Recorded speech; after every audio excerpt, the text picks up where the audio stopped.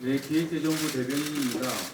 지금부터 최상목 경제부총리 겸 기획재정부 장관 후보자에 대한 간담회를 시작하겠습니다.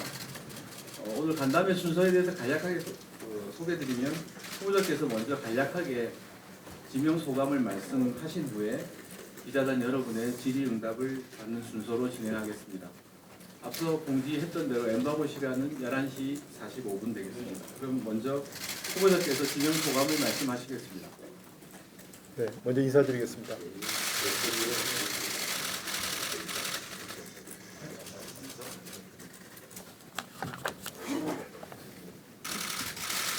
네, 안녕하십니까. 들리죠? 네, 안녕하십니까. 기획재정부 장관 후보자 최상목입니다.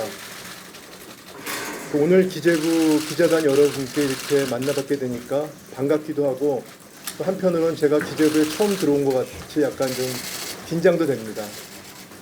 앞으로 청문회 과정에서 제가 말씀드릴 수 있는 기회도 많이 있을 걸로 생각되기 때문에 오늘은 후보자 2일차 신인이라는 점을 감안해 주셔가지고 기초적인 질문만 해주시길 부탁드립니다. 그 질문 받기 전에 한두 말씀 올리겠습니다.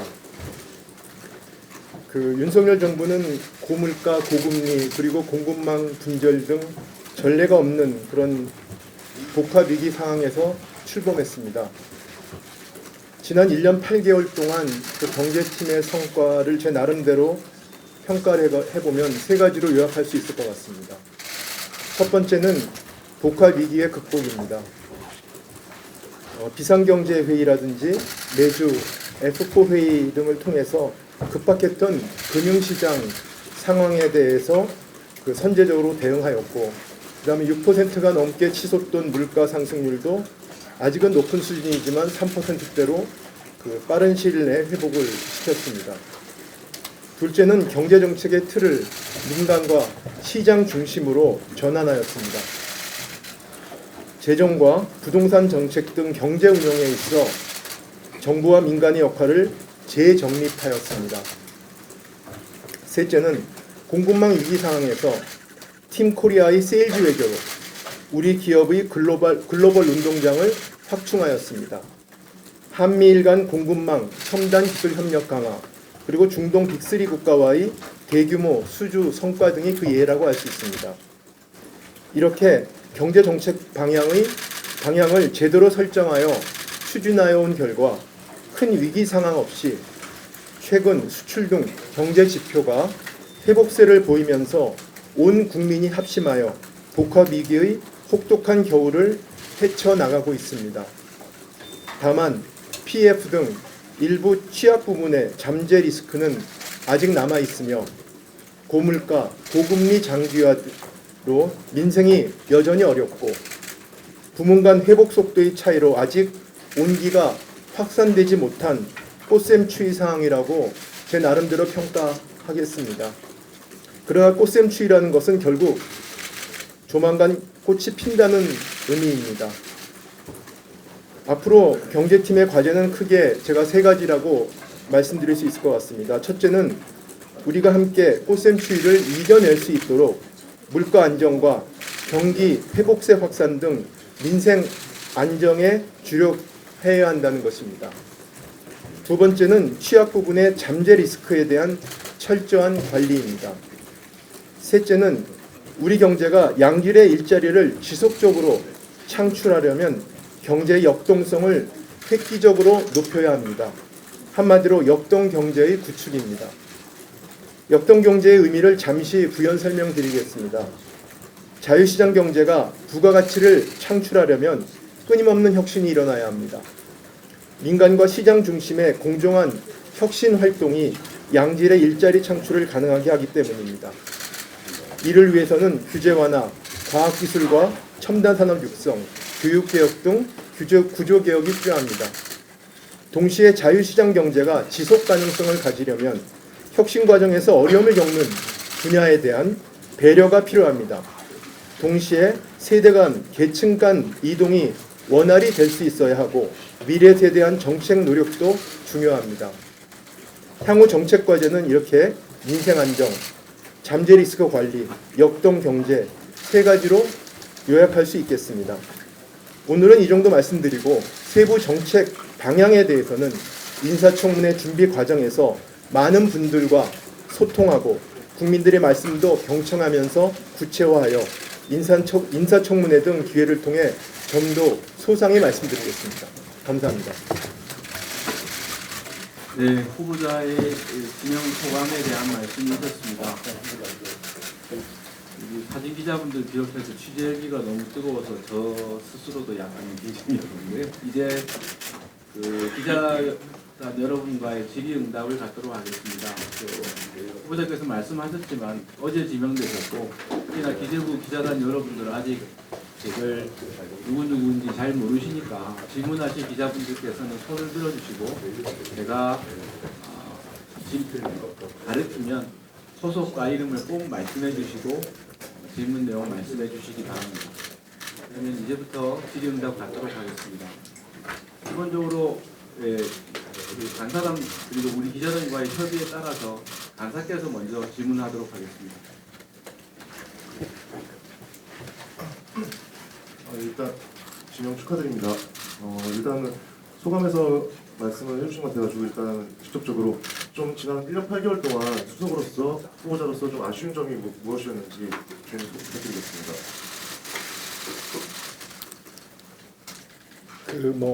아쉽다는 제가 경제팀의 일원이었기 때문에 제가 아쉽다는 표현을 드리기에는 좀 적절치 않은 것 같습니다. 다만 당초 저희가 작년에 정부 출범할 때는 많은 분들이 질문이 우리나라에게도 위기가 오느냐, 외환위기 같은 상황이 돌아오느냐, 이런 질문이 많았었습니다. 근데 이제 그런 부분들에 대한 상황은 온 국민이 노력을 해서 저희가 어느 정도 극복을 했다라는 것을 아까 말씀을 드렸고요. 그런데 이제 당초에 저희가 생각했던 것보다는 경제 회복의 속도라든지 그다음에 확산 정도라든지 하는 부분들이 좀 완만했다. 그리고 물가가 저희 나름대로는 빨리 3%대로 회복을 시켰지만 또 유가라든지 국내 여러 가지 농산물 가격이라든지 이런 부분들 때문에 또 그런 부분들이 더 좀 체감 물가로 전이 되는데 그 시간이 걸리고 또 최근에 와서 다시 좀 안정세를 찾습니다만 하여튼 그런 부분과 관련해서 전반적으로 지표가 좀 회복세는 들어섰지만 그게 국민들의 어떤 생활에 있어서 체감하는 데는 아직 좀 온기가 확산되지 않고 그래서 아까 제가 굳이 표현을 꽃샘추위라고 말씀드렸습니다. 그건 약간 여러분도 아시겠습니다만은 혹독한 겨울이 지났지만 아직 춥지 않습니까? 그 부분은 저희가 이제 봄을 맞이하는 추위라고 그런 기대에 섞인 말씀을 드린 것이고 그렇게 하기 위해서 최선을 다해서 노력을 하겠습니다. 좀 철학을 좀 여쭤보고 싶은데요. 요새 대주 주식 양도세 완화 관련해서 어떤 입장이신지 그리고 유산취득세 전환을 골자로 한 상속증여세 개편에 대해서는 어떤 입장이신지 일단 철학 이하고 시간 아니더라도 좀 부탁드리겠습니다.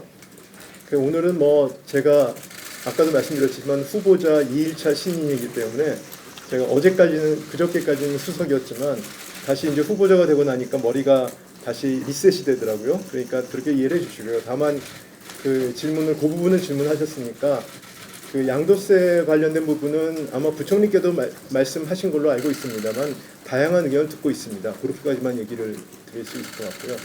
그다음에 상속세에 대해서는 이 부분도 아직 국회에서 많은 논의들이 있기 때문에 제가 말씀드리기는 어렵고요. 다만 국제 기준이나 이런 부분들에 대해서 제가 같이 보면서 많은 논의가 필요하다. 이 정도까지만 제가 말씀드리겠습니다. 네.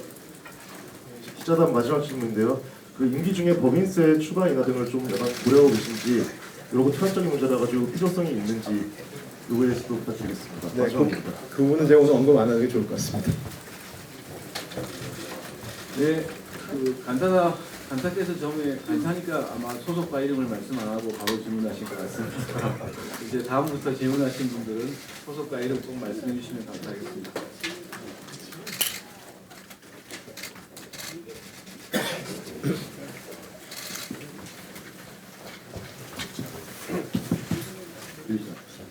들립니다. 네. 뉴스핀 이경태 기자입니다. 들리시나요? 네, 들립니다.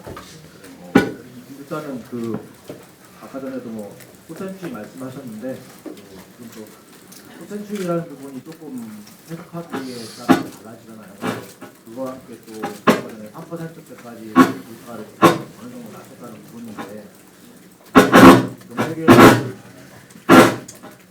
경제계에서 느끼는 체감도 하고 사실상 조금 정부가 그동안에도 낙관적인 평가를 많이 했었고 후보자님께서도 좀 더 약간 낙관적인 그런 전망을 하고 계시는 건 아닌지라는 생각이 들어서 그런 부분에 대해서 좀 더 한 번 더 생각을 좀 말씀해 주시고요. 두 번째로는 사실 아까 전에 뭐 상속자 세제 부분도 얘기가 나왔는데 사실 재정 큰 틀에서 볼 때는 이제 세수 부족 부분하고 그다음에 세제 완화 부분이 사실상 재정상의 딜레마잖아요. 그래서 이 부분 해결을 균형 있게 해결해야 되는데 한쪽만 그동안에 보면 숫자를 보면 한쪽만 많이 가는 그리고 앞으로 선거 이후에 상속세 부분들 공론화 논의를 한다는 부분들 이런 부분일 때 한쪽으로 좀 치우치는 경향이 있지 않을까 제대로 된 나라 국가를 채우지 않은 상황에서 그래서 이런 부분에 대해서 어떻게 살피고 계시는지 궁금합니다.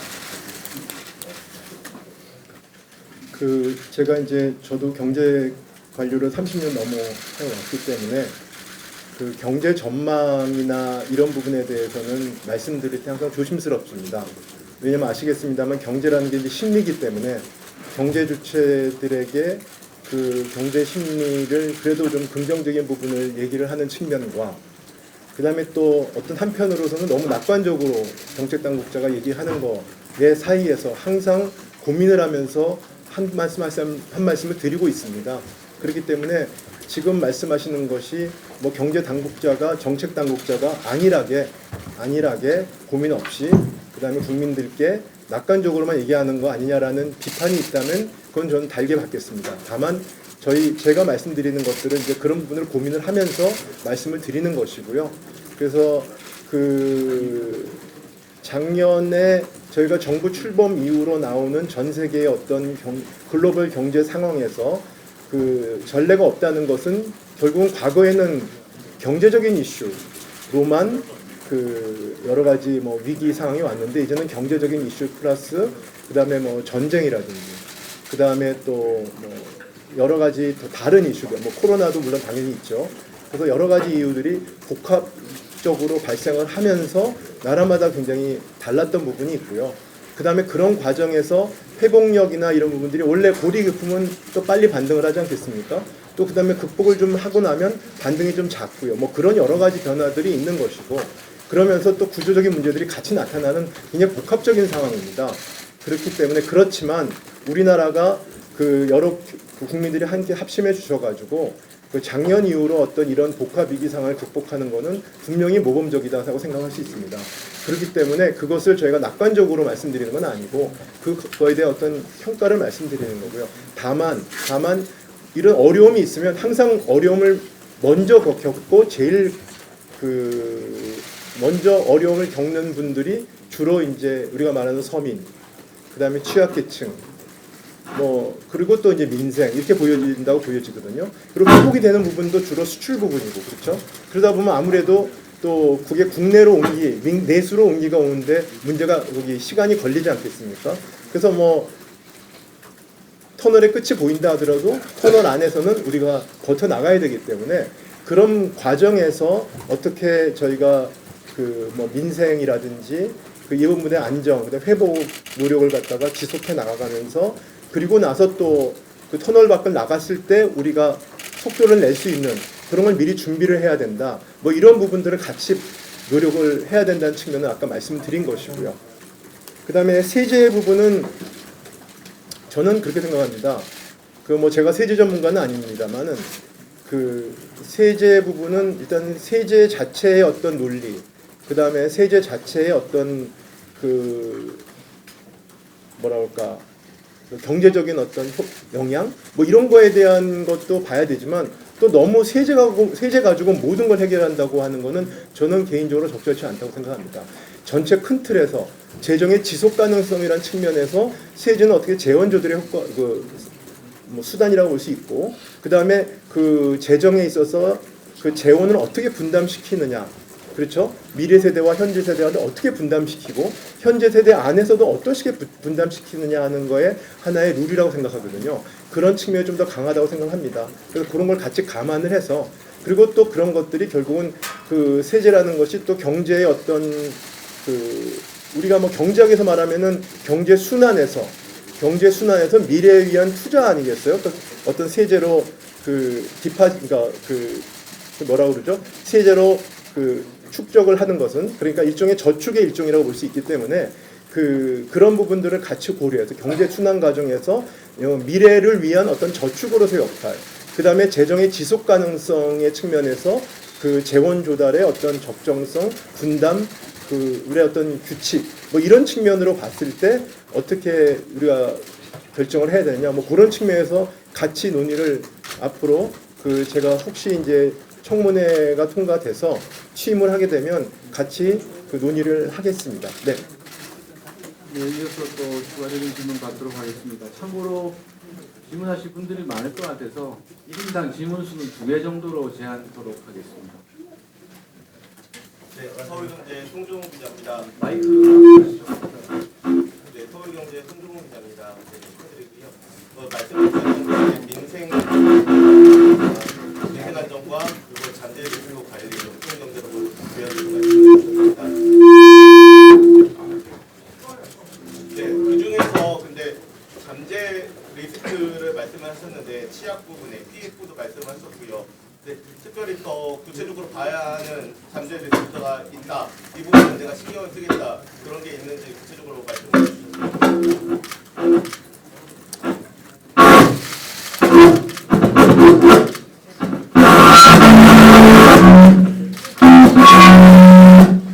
제가 질문을 잘못했나 봅니다.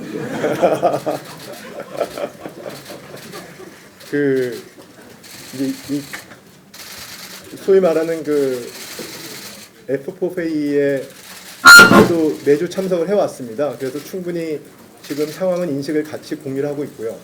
다만 이제 이런 부분도 말씀드리기가 어려운 게 우리가 알면 이미 리스크가 아니잖아요. 그렇죠? 네, 그러니까 아는 이기는 없다고 합니다. 그렇기 때문에 여기서 정책당국자가 리스크가 뭐다, 잠재적으로 뭐가 문제다 이렇게 얘기하는 것 자체가 사실은 말이 안 되는 거죠. 그렇지만 이제 아까 말씀드리는 PF는 모든 분들이 다 알고 있는 그런 상황이고 저희가 어떻게 말하면 그거의 소프트 랜딩을 위해서 노력을 하고 있는 부분이기 때문에 말씀을 드리는 거고요. 그 외에 여러분들이 뭐 언론에서 지적하는 여러 분야들이 있습니다.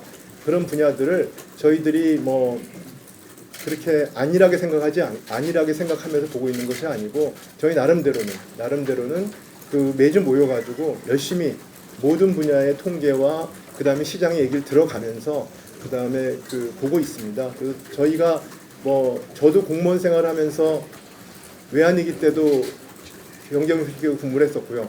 그 다음에 글로벌 금융위기에서도 제가 뉴욕까지 갔다 온 사람이고요. 그 다음에 뭐 재정위기 때는 경제정책 국장을 했고요. 그래서 여러 가지 저도 상황을 많은 경험이 있고 저 또 많은 우리 동료들도 그런 경험을 갖고 있기 때문에 최선을 다해서 뭐 여러분들이 걱정하는 그런 부분은 생기지 않도록 노력을 하겠습니다. 네.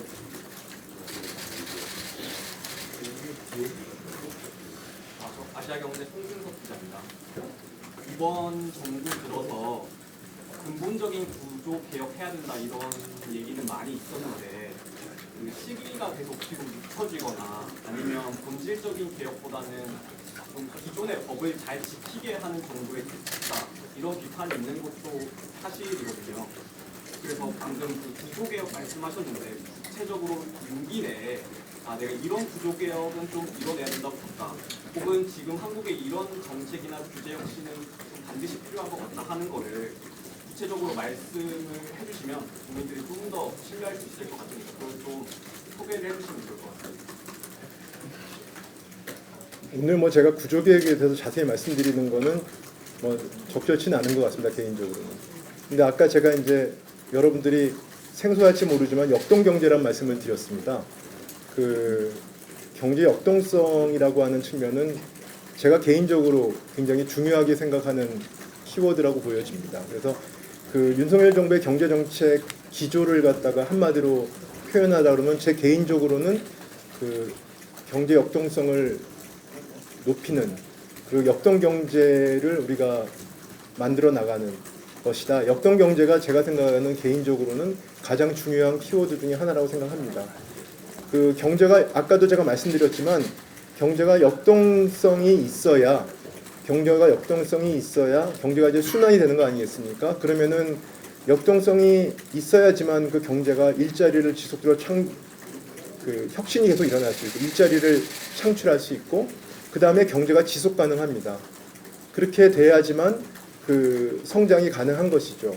그러기 위해서 이제 혁신이 일어나려면 결국은 지금 우리 윤석열 정부에서 가장 중요하게 생각하는 민간과 혁신은 시장 중심의 어떤 혁신 활동이 일어나야 되고 그러기 위해서는 이제 규제 완화라든지 또 그거에 기본이 되고 있는 과학기술, 그 다음에 첨단 산업 발전, 그리고 또 시장 자체에 대한 여러 분야에 대한 구조 개혁, 그렇죠? 뭐 교육이라든지 뭐 노동이라든지 뭐 이런 부분에 대한 구조 개혁이 필요한 부분입니다.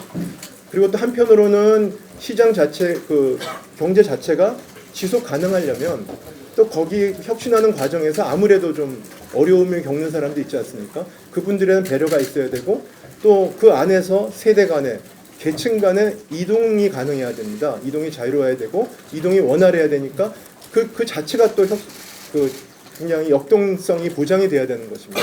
그래서 그런 측면, 어떤 기업들의 그 혁신 활동이나 기업들의 어떤 기업 활동이나 기업의 어떤 탄생 주기, 기업의 성장 이런 과정에서의 어떤 역동성, 그 다음에 어떤 개인의 사회적 이동, 그 다음에 계층 간 이동 이런 부분에서의 어떤 역동성 이런 것들이 갖춰지는 경제가 돼야지만 그 경제 자체가 지속 가능성 유지하고 그다음에 양질 일자리를 창출할 수 있다고 개인적으로 생각합니다. 그래서 그런 의미에서는 윤석열 정부의 경제 정책이 지향하는 것은 제 개인적인 해석입니다만은 역동 경제를 만들어 나가자, 우리 대한민국 경제를 좀 더 역동성을 높여 나가자라고 생각이 드는 것입니다. 그래서 그런 의미에서는 아까 구조개혁이 말씀하셨지만 구조개혁은 목표가 아니잖아요, 그렇죠? 구조개혁은 하나의 방법입니다.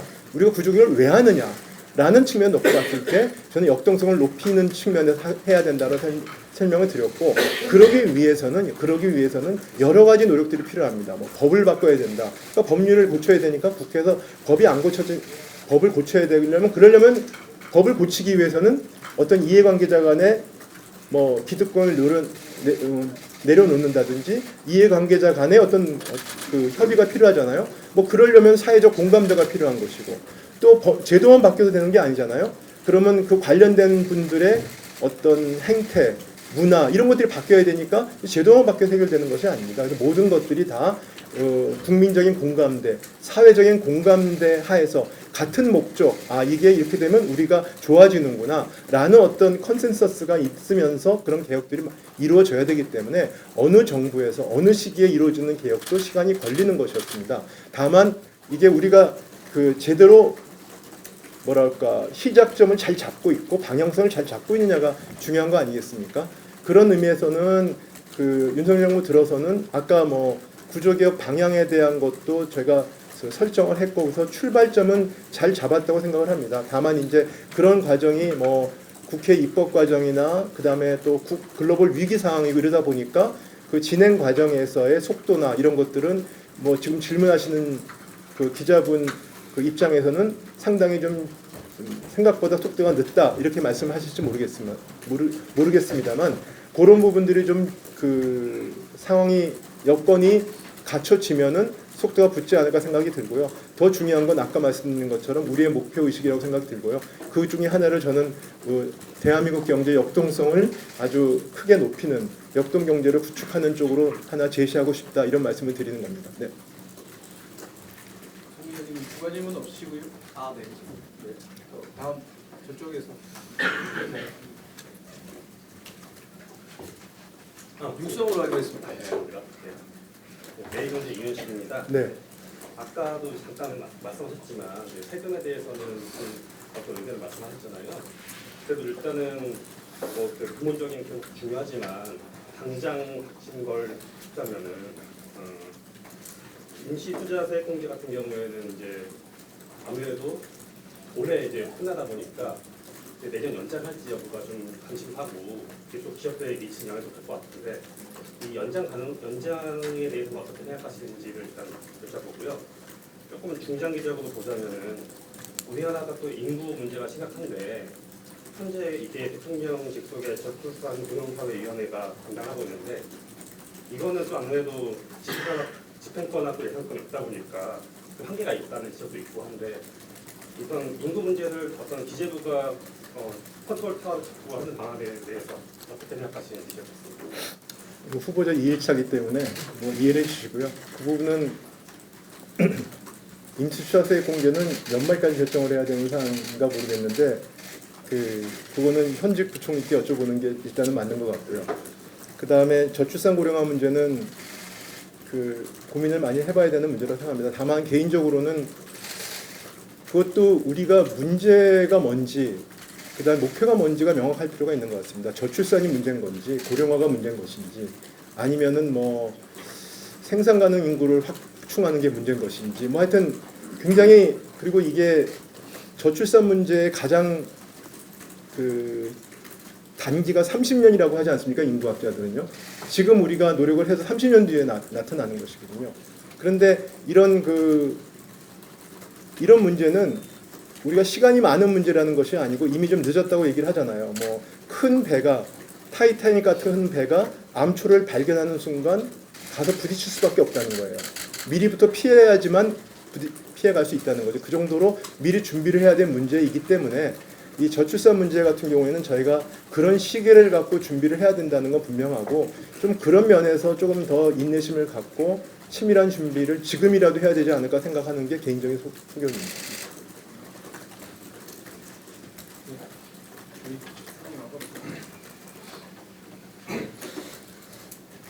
역동경제 말씀 전자신문 유준희 기자입니다. 네. 역동경제를 하고 관련 하나로 말씀하셨는데 지난 9월에 취재진 만나서 R&D 예산 중에 검토하는 보고가 있었는데 그 글에 대해서 사실과 9월에 누굴 만나세요?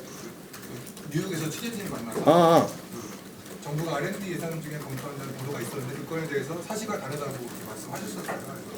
현재 국회 심의 중인 R&D 예산 증액에 대한 입장이 좀 궁금하고요. 그리고 지난주였나 노무현 대통령이 국가과학기술 전문회의 민간위원회 오찬에 있었잖아요. 그래서 거기서 뭐 저성장 늪에서 빠져나와 새롭게 도약하기 위해서는 퍼스트 모버 전략을 전환해야 된다고 말씀하셨는데 후보님께서 보시는 그러니까 도전적인 R&D 지원 전략 그리고 국가의 R&D 재정 지원 방향 얘기해 주시죠. 이거는 제가 수석을 하도 담당을 하도 왔기 때문에 내가 모른다고 답변을 드릴 수가 없는 상황이라서 말씀을 드리겠습니다만 뭐 그렇게 보시면 될 것 같습니다. 윤석열 정부 들어서 이제 어떤 과학기술이 어떤 경제의 기본이고 특히 과학이 그 다음에 그 과학기술의 발전이 우리 어떤 성장의 원천이라는 생각이 굉장히 강하십니다. 그리고 저희 모든 저도 그렇게 생각을 하고 있고요. 근데 그 과학기술이 우리가 지금까지는 어떻게 말하면 추격형으로 성장을 했잖아요. 근데 추격형 성장에서도 그래도 과학기술이 중요했습니다. 그래서 저희가 뭐 키스트를 처음으로 한국에 설립을 하고 그 다음에 지금 이제 카이스트가 되긴 했지만 뭐 이런 식으로 해서 처음에 우리가 경제 성장을 할 때 뭐 기업들이 수출만 했다고 생각하시지만 그게 아니고 우리의 어떤 과학기술 인재들을 많이 등용을 해가지고 그 나름대로 그 당시 수준에서는 우리 입장에서는 굉장히 선진적인 그런 과학자들을 모셔와서 저희가 과학기술의 어떤 발전 노력을 했습니다. 그렇지만 그 과학기술이라는 거는 아무래도 세계적인 수준은 아니잖아요. 그렇죠? 그래서 저희가 추격을 하기 위한, 추격 성장을 하기 위한 그런 산업 발전을 하기 위한 어떤 기본이 되는 과학기술의 어떤 노력이었습니다. 그래서 그런 부분들은 1차적으로 저희가 성공했다고 저희도 자평할 수 있고 평가도 받고 있는 거 아니겠습니까? 그런데 우리가 이제 성장 전략을 이제는 선도형, 추격형이 아니고 선도형으로 바꿔야 된다. 질적인 성장으로 가야 된다. 그럼 여러 가지를 바꿔야 되겠죠. 뭐 인재도 바꿔야 되고 그다음에 우리 어떤 기업도 바뀌어야 되고 근데 가장 크게 바뀌어야 되는 게 뭐냐? 과학기술인 것이죠. 과학기술 정책인 것이죠. 과학기술 정책은 R&D는 정부가 하는 R&D가 있고요. 민간이 하는 R&D가 있습니다. 전체 우리나라 R&D 규모가 100조쯤 됩니다. 근데 정부 R&D가 한 30조가 되고 그다음에 민간의 R&D가 한 70조 되는데 정부 R&D 30조 중에서 재정 R&D가 30조가 있고요. 그다음에 저희가 그 세제 지원을 해주는 게 한 7, 8조 되는 것 같아요. 그러면 전체가 합치면 37, 8조의 재정 지원이라고 보여질 수 있습니다. 그 규모가 GDP 대비로 보면은 세계 2위 수준이고요. 엊그제 영국에 저희가 국빈 방문했는데 보니까 영국이 R&D 뭐 재정 지원이 많다고 얘기하는데 저희가 영국보다 많더라고요. 그냥 그 명목적인 숫자만 해도. 그 정도로 저희는 R&D에 대한 지원이 많습니다. 그 규모는 지금 상당 수준이 되는데 그 내용 자체가 과거 우리의 성장이 그 추격형 성장을 뒷받침하던 그런 과학기술 전략에 근거한 R&D가 아니냐라는 반성을 이제 지금쯤 해봐야 되지 않느냐. 그래서 앞으로 그 선도형 어떤 성장을 하기 위해서는 그럼 R&D를 어떻게 바꿔야 되느냐. 그래서 그럼 결국은 정부의 R&D의 역할이 뭐냐 이제 이런 질문이 나오는 것입니다. 그래서 특히 대기업들, 민간이 할 수 있는 부분들을 정부가 하는 건 아니고 민간이 할 수 있는 거는 저희가 만약에 그거에 대한 어떤 유인을 주기 위해서는 세제 지원, R&D 세제 지원을 해야 되는 것이고 그렇죠? 그 다음에 직접 R&D 재정 지원을 하는 부분은 민간이 할 수 없는 부분들. 그러니까 조금 더 원천 기술, 좀 더 기초 기술. 그 다음에 아무래도 좀 첨단 기술 쪽, 첨단 산업 쪽. 그 다음에 중소기업들은 자체적으로 하기 어려우니까 중소기업이 하기 어려운 부분들. 그 다음에 우리가 또 선도형을 해가야 되기 때문에 결국은 우리가 같이 가야 될 부분들이 지금은 이제 글로벌 협력이 중요하니까 글로벌 어떤 국가 중에서 우리보다 과학기술이 앞선 나라들과 글로벌 협력을 하고 그 다음에 또 하나는 중요한 게 이제 과학기술은 결국 인재잖아요. 사람의 머릿속에 있는 거 아니겠습니까? 근데 우리한테 인재가 제일 중요한 게 우리의 미래 세대라는 거죠. 그럼 우리의 미래 과학자들이 제대로 할 수 있게 미래 과학자들이 역량을 키울 수 있는 방법이 뭐냐? 그러면은 미래 과학자들이 글로벌 공동 연구에 참여해서 우리가 뭐 성공 실패를 묻지 않고 이분들이 그 하는 과정에서 얻을 수 있다면 역량을 높일 수 있다면 우리 국가에 좋은 거 아니겠습니까? 뭐 그런 방식으로 한번 우리가 R&D를 재편성을 해보자라는 문제 의식에서 출발을 했고요. 그런 과정에서 하는 과정에서 아무래도 이제 기존의 R&D들을 이제 축소를 하다 보니까 기존의 R&D 중에서는 좀 그렇게 소규모로 나눠주는 R&D 이런 분들이 많이 있었거든요. 이제 그런 부분들을 하는 과정에서 뭐 소통의 부족도 있었고 그 다음에 또 그런 과정에서 또 일시적으로 또 확실치 않으니까 내가 하고 있는 R&D에 있는 연구하고 연구원들이 내 고용이 불안해지지 않느냐 뭐 이런 거에 대한 우려도 있었고 뭐 이런 부분들 때문에 그 소통을 해보니까 그래서 그런 과정들은 저희가 보완을 예산 편성 과정에서 많이 보완을 하기로 했고요. 그래서 그렇게 해 나가면서 좀 좋은 방향으로 이번에 R&D의 어떤 구조 개혁이 좀 이루어지지 않을까 생각이 들고 그다음에 지난번에 아마 국가과학기술자문회에서 보고를 했는데 그때 과기계의 어떤 염원을 담아가지고 앞으로 R&D 선정 방식도 조금은 이제 예타 부분도 사전적인 규제도 많이 줄이고 그 다음에 또 그분들이 그 성공 어떤 부분에 있어서는 이제 성공 실패가 중요한 게 아니고 이거 하는 과정에서 어떤 걸 얻을 수 있느냐, 어떤 인재가 우리가 역량을 키울 수 있었느냐, 어떤 그런 부분에 대한 것들을 좀 더 그 강조하도록 하는 여러 가지 부분들에 대한 어떤 개혁들 해 나가겠습니다. 그래서 그런 문제의식을 가지고 있었다. 그리고 그렇게 해 나갈 것이다. 그리고 그런 부분이라면 앞으로는 뭐 우리 어떤 재정 역량이 허용하는 범위 내에서 R&D 예산은 계속 지속적으로 확충해 나갈 것이다 라는 것이 지금 윤석열 정부의 강한 의지입니다. 네.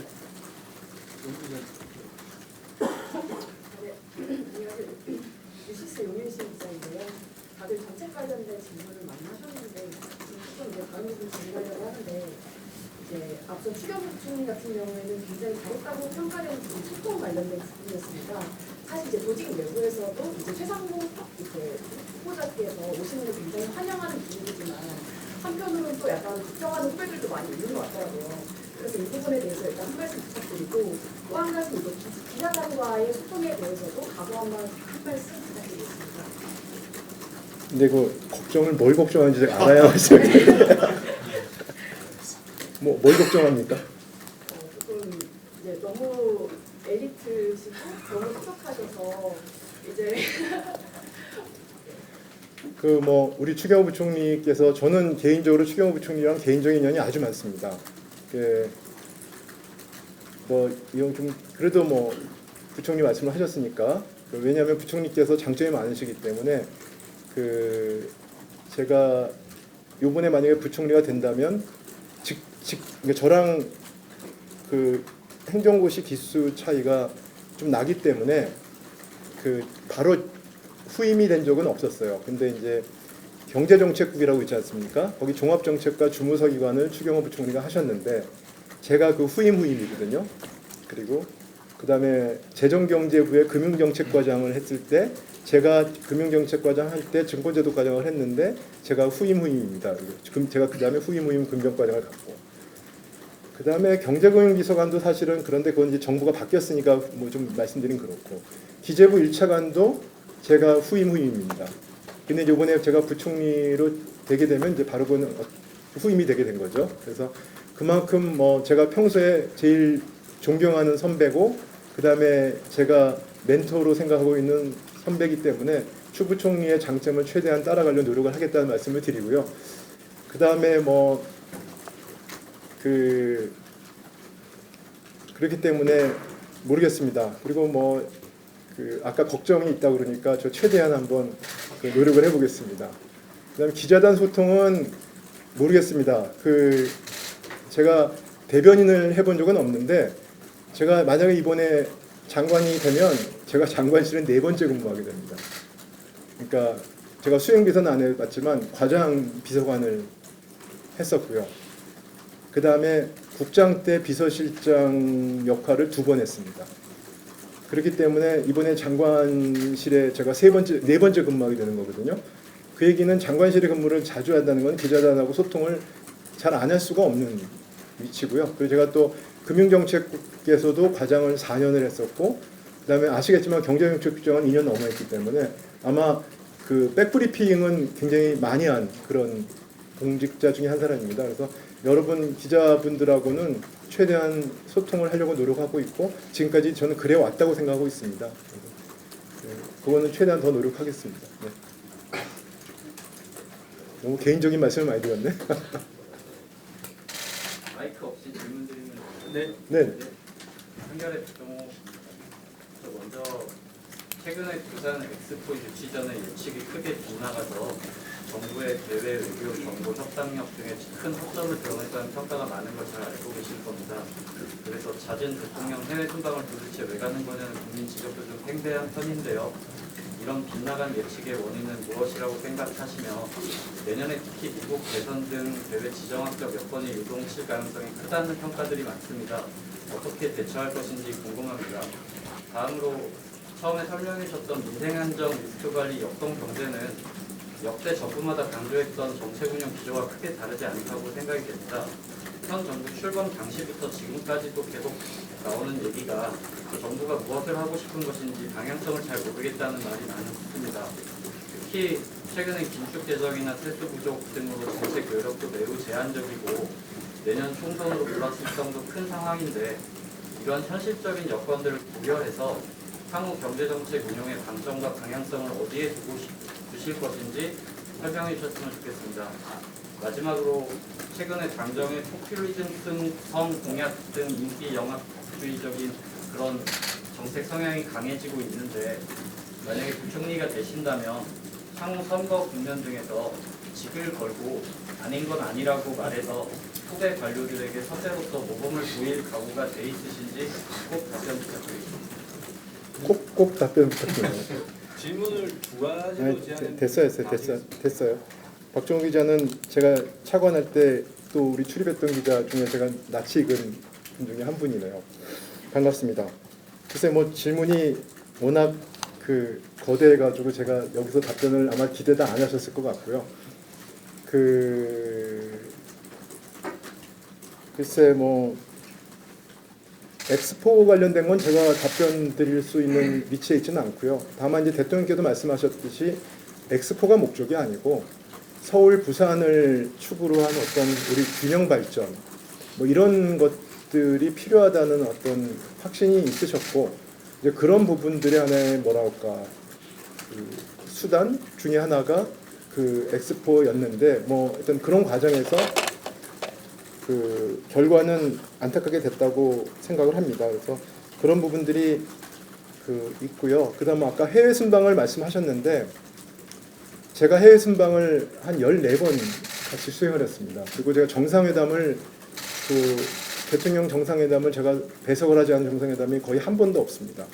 근데 제가 공무원을 그래도 꽤 오래 하지 않았겠습니까? 그리고 제가 뭐 대통령 순방을 다 쫓아다닌 건 아닙니다만 근데 요번에 제가 순방을 다니면서 느껴본 것이 그 아까 그래서 제가 지난 경제 그러니까 지금까지 어떤 경제 성과 중에 그 어떤 세일즈 외교 얘기를 간단히 말씀드린 이유가 국내에서 보시면은 아 뭐 한가하게 순방을 다니느냐라고 말씀하실 수도 있겠지만 실제 해외에 나가 보면 전쟁터입니다.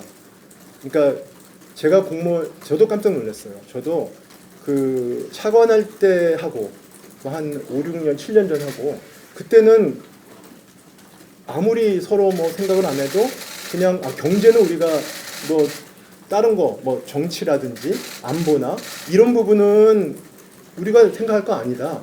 그러니까 경제부처끼리는 그냥 어느 나라든지 그 기재부 다 있을 거 아니겠어요, 그렇죠? 어느 나라든지 산업부가 있을 거 아니에요. 그런 사람 그런 데는 그냥 우리끼리 경제 얘기하자. 근데 우리나라의 대기업들 정부 보고 뭐 그냥 규제만 하지 말아달라. 규제만 그냥 우리가 알아서 수출할 테니까 우리가 알아서 할 테니까 정부가 그냥 간섭만 하지 말아달라 라는 것이 전반적인 분위기였어요. 근데 지금은 완벽히 바뀌었습니다.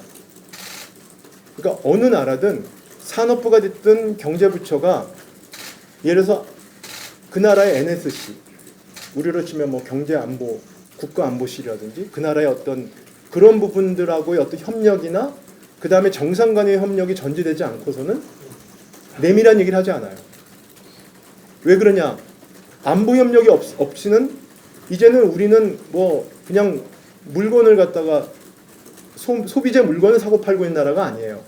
우리가 사고 팔리는 물건들은 다 첨단 기술이고 다 첨단 산업입니다.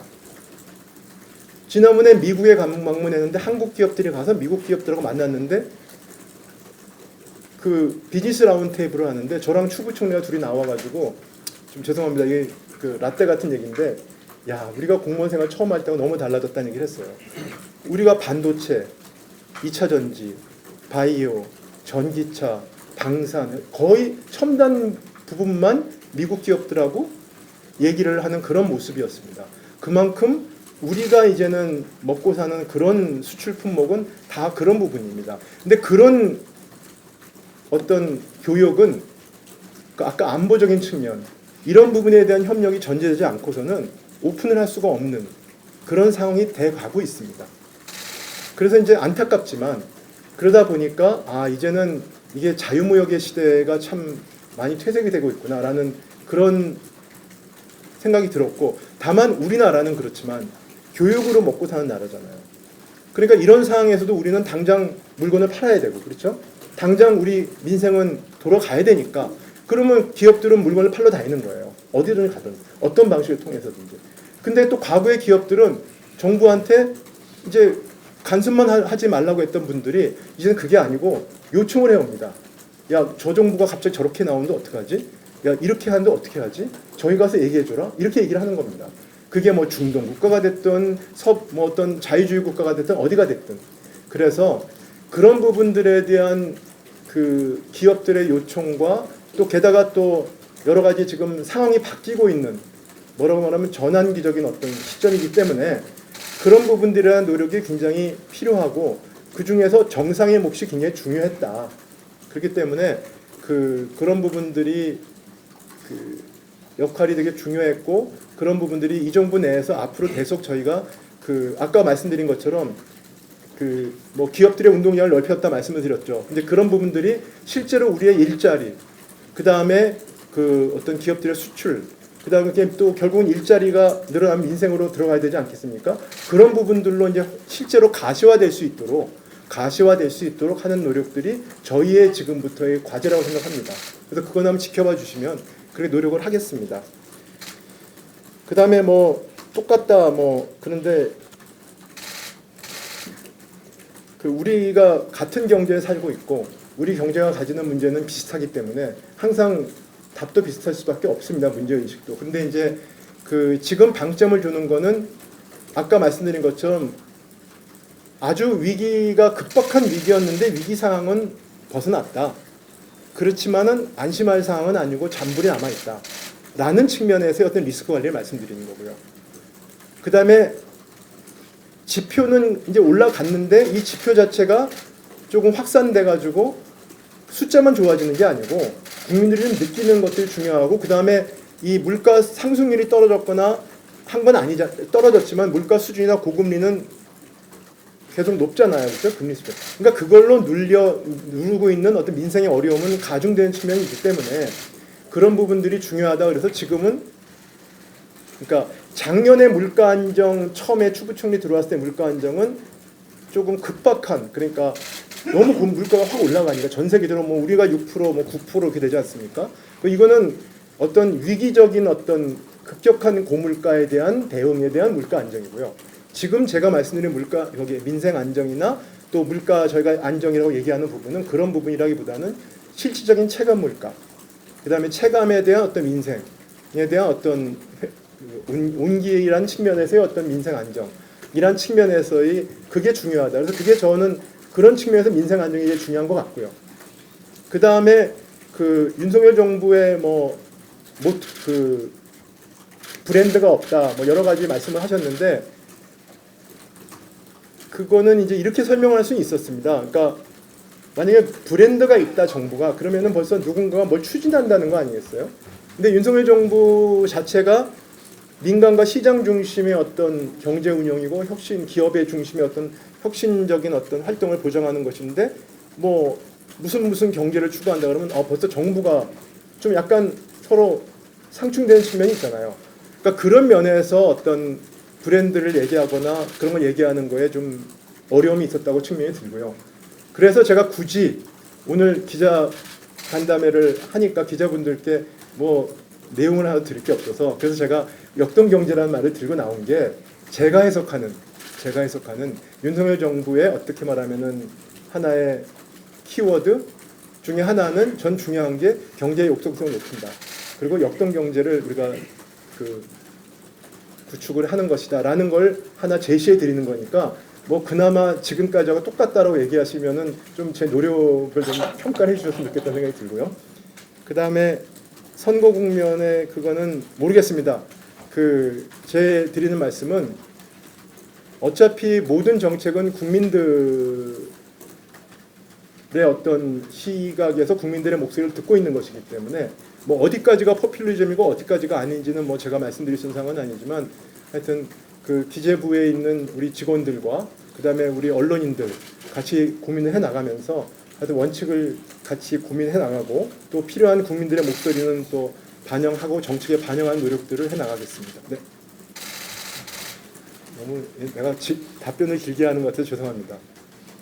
내가 기재부 기자단 죄송합니다. 그 경제부 기자들 앞에서 브리핑을 오랜만에 하니까 제가 긴장이 돼서 말이 길어집니다.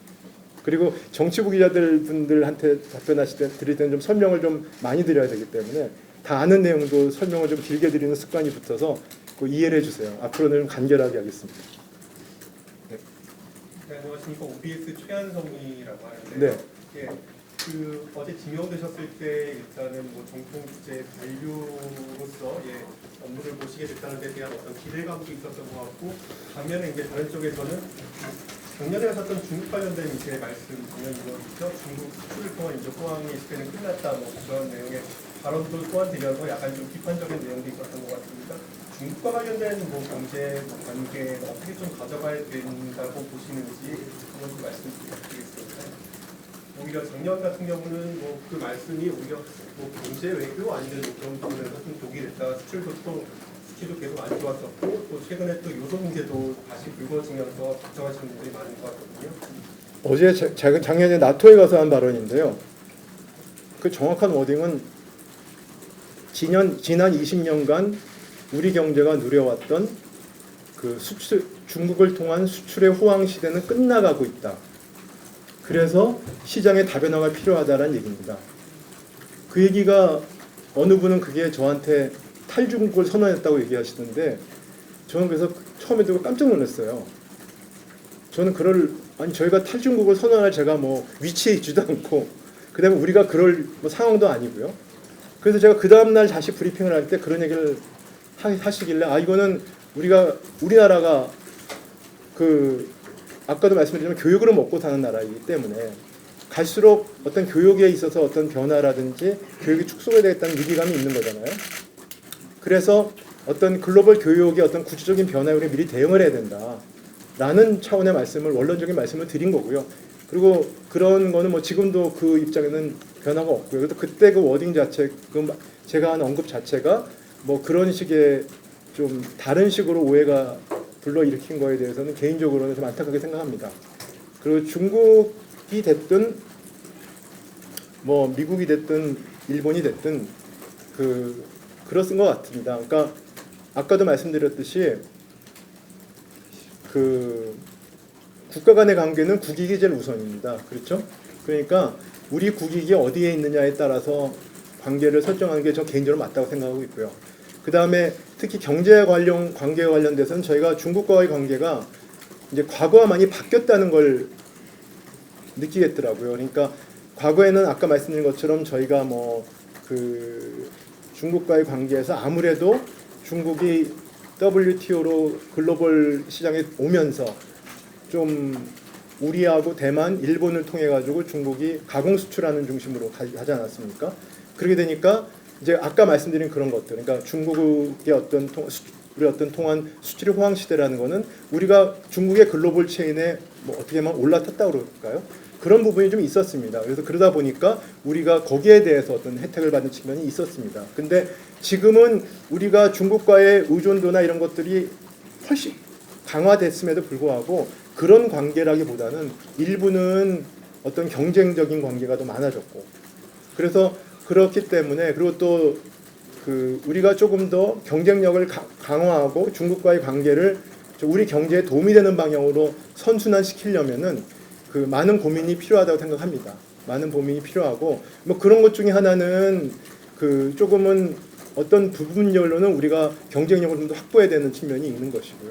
또 어떤 한편에서는 그런 어떤 중국뿐만 아니라 우리 어떤 대외 관계에 있어서 어떤 글로벌 체인에 있어서의 어떤 전략적인 그런 고민 뭐 이런 것도 필요한 것 같습니다. 근데 그런 것들이 뭐 정부나 이제는 국가가 무슨 생각을 한다고 해가지고 뭐가 바뀌는 것은 아니고요.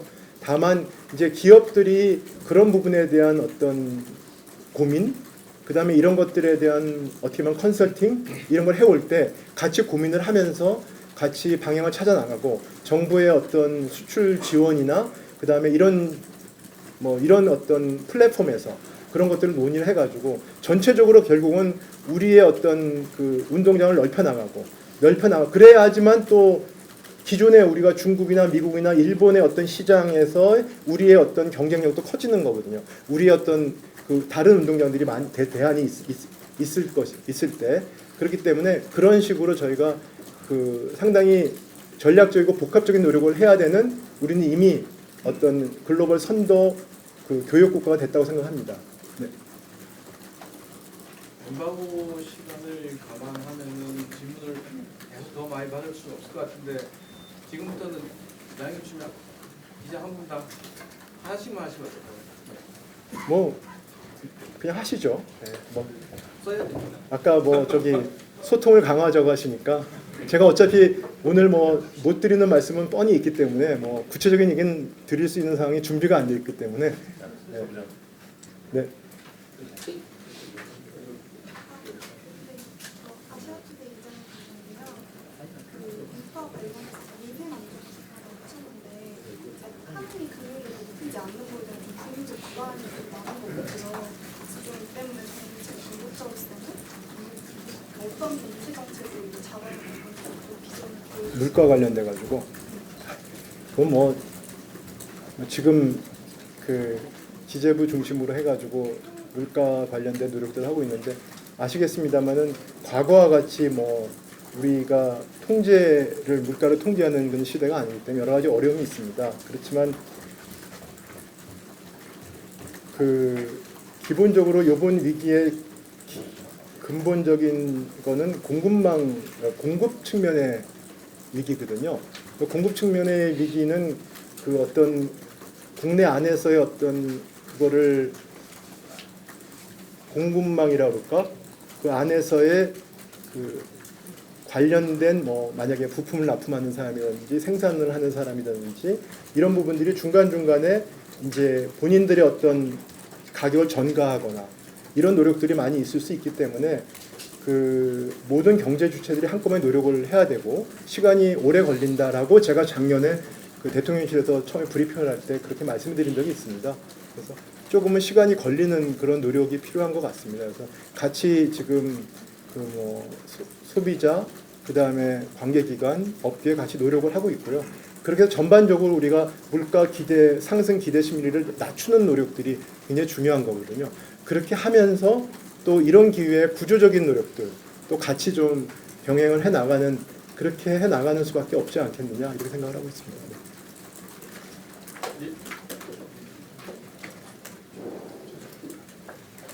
저 안녕하세요. 블룸버그 엄세영 기자입니다. 저 한국 정부의 그 지난 그 공매도 내년 6월까지 공매도 금지 조치를 이제 좀 해외 금융 시장에서는 한국 정부 규제, 특히 금융 관련 규제가 예측 불가능성을 지적하는 의견이 있었습니다. 이 관련해서 지금 오히려 또 지금 현재 기획재정부가 추진 중인 원화거래 연장이나 이런 좀 자본시장 선진화 그런 방향과는 다소 엇갈리는 지점이 있어서 현 정부와 그 후보자께서 정리가 되셨을 때 자본시장 선진화 전체적인 이제 금융 관련한 개방이나 이런 기조가 지속되는 것이고 두 번째로 이런 그 규제 예측 불가능성에 대해서 해외 투자자들에게 어떻게 만나서 설명하실 건지 만약에 잠깐 되셨을 때 그 측면에서 좀 의견 부탁드리겠습니다. 죄송합니다. 잘 설명하겠습니다. 마지막에 설명을 드릴 수밖에 없고요. 하여튼 뭐 그 부분에 대해서는 그 저희도 고민을 해가지고 근데 말씀드린 것처럼 그게 뭐 서로 불일치하거나 그다음에 예측 가능성이 떨어지고 왜냐하면은 시장 주치라는 건 예측 가능성 있게 하면 안 되는 측면도 있었기 때문에 그렇게 이해를 해주시면 될 것 같고요. 제 개인적으로는 제가 자본시장 업무도 오래 했고 그다음에 또 외환 업무도 오래 했기 때문에 다 내용을 잘 압니다. 그래서 그런 부분들은 최대한 좀 그 앞으로는 혹시 그런 오해들이 없도록 최대한 노력을 하겠습니다.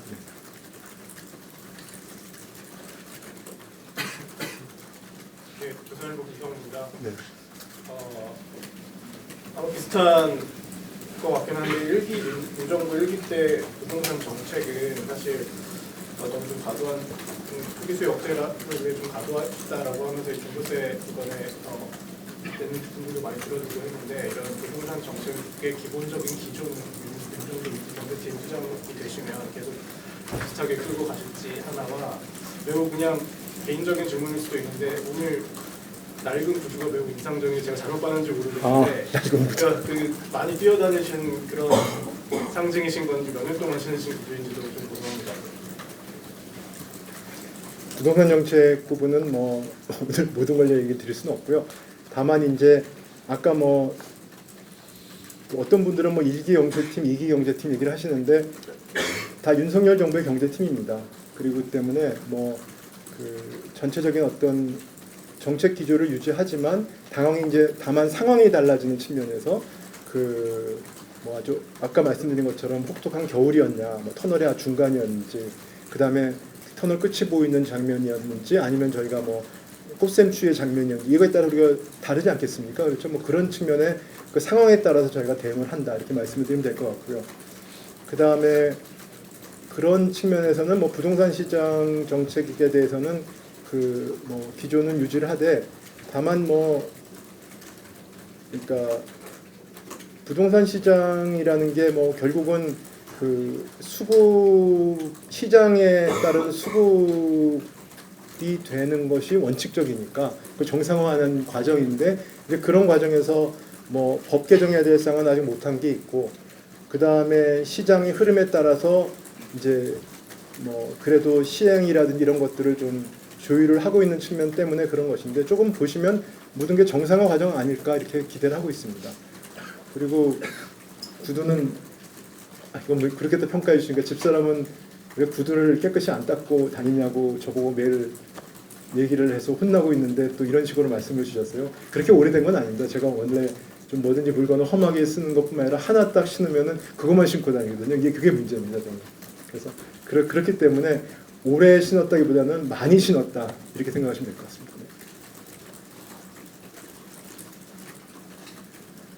그러면 그 엠바고가 50분인가요? 11시 45분입니다. 11시 45분? 뭐 질문 없으시면 최현우 경제 이평입니다. 네. 약간 그 식물 경제 이평이 있으신데 그 금융 정책이란 것들이 좀 조율에 급하게 생각하고 글쎄 말씀하시는 금융 정책이 뭔지는 잘 모르겠는데요. 네? 뭐 지금 저희가 이제 하는 총재, 그다음에 거기에 부총리 하는 총재, 금융위원장, 금감원장 회의를 하고 저도 이제 같이 했고요. 그래서 저는 글쎄요, 제가 공무원 하면서 봤던 중에서 이런 기관들의 어떤 조율, 그냥 의견 교환, 아마 지금이 가장 잘 되고 있지 않을까 생각합니다. 그리고 하는 총재님은 전 개인적으로 아주 제가 아까 추경호 부총리 말씀하셨지만 또 이창용 총재님은 또 대학 교수 시절부터 뭐 여러 가지로 제가 많이 배우던 그런 선배고, 그래서 일단은 이창용 총재님은 제가 이야기로는 자신감이 있으시니까 얘기는 다 들으시고 판단은 본인이 독립적으로 하는 거 되는 거 아니겠습니까? 그렇죠? 그래서 굉장히 열린 마음으로 얘기를 들어주시고 또 본인도 같이 경제 상황에 대해서 적어도 뭐 공유를 합니다. 해외에 다녀가지고 해외에서 출장 갔다 오시면은 해외 경제 상황이 이렇다는 건 저희가 공유를 해줘야 되는 거 아니겠습니까? 뭐 그런 부분 많이 도와주셔가지고 저희가 의사결정하는데 아주 많은 도움을 받고 있습니다. 그래서 그런 부분은 저는 뭐 지금까지와 전혀 변함없이 잘 소통이 되리라 기대하고 있습니다.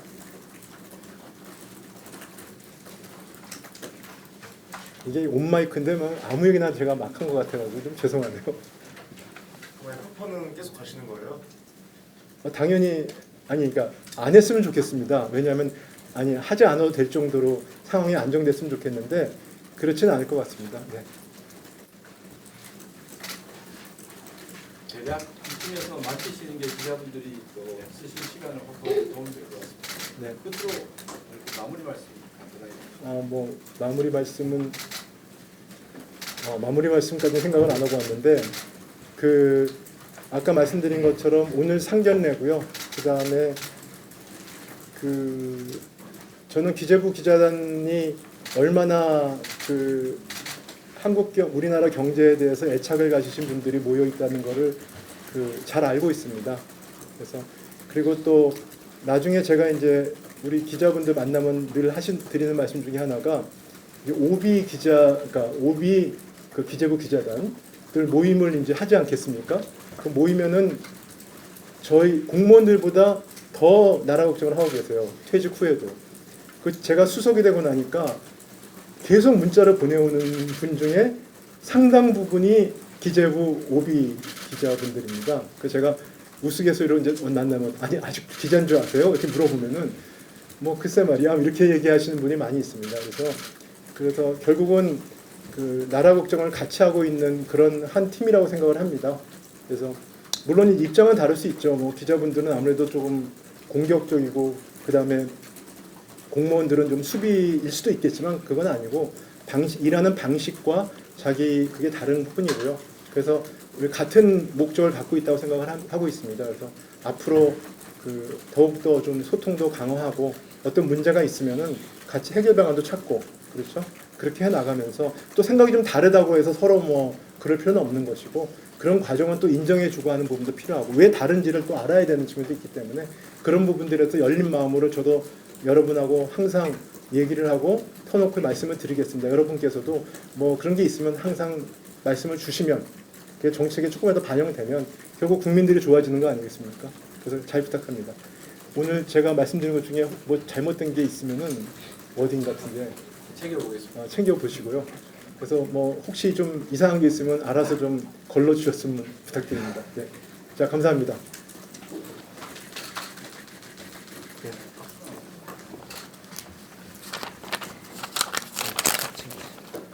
됐어요. 그렇죠. 이거 좀 가져주실래요? 아까 앞으로 했다고 안 하고 가지고 전화 주세요.